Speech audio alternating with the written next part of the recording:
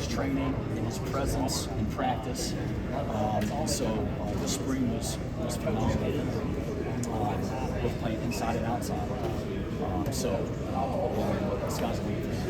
When you think about Tyler Grisham progression, it just seems like every time we talk to him, his character just comes through to such a high threshold. But how would you describe his progression as a person, a leader, and a player as well?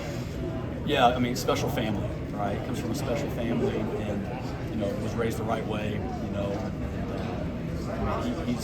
I knew early on recruiting him that he would add to the room, right, with his character, right, with his personality, with his presence, and he did that early, And so, I think what's cool is, man, he's a great teammate.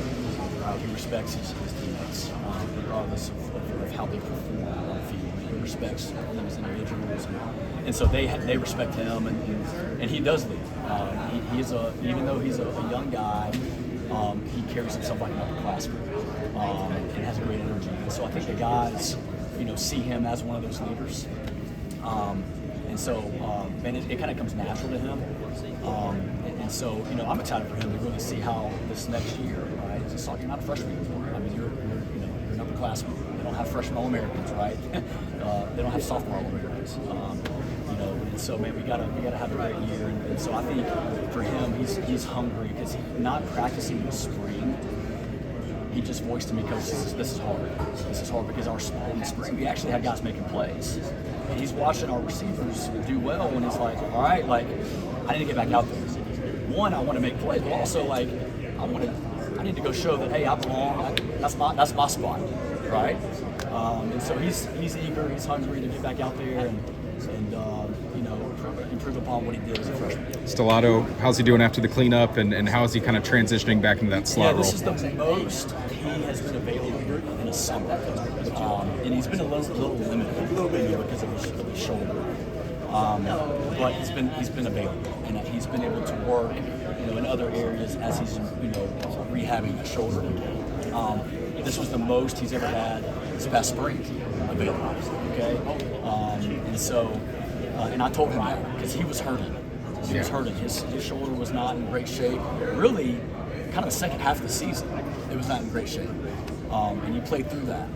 And so, talking to him, I said, man, listen, if we can get, half of the spring with you, where I can really try to coach you up on some stuff. And again, he's playing some slot too. That's a newer position for him. He played a little bit of that as a freshman, but redshirted last year. We put him on the outside and did some great things. And again, with his versatility, I wanted to be able to really try to coach him as much as I could before that surgery.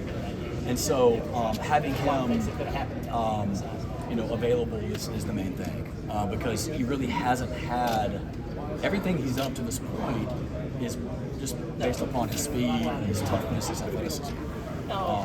So it can come natural, but man, he really needs to take another step in his game, and I believe that he will with the time that we've had with him and this summer. Whenever he comes grass, it's going to be huge for him to remain healthy so he can get those reps and have him ready to go game one because that guy right there, he does some things in our room that some guys can't do.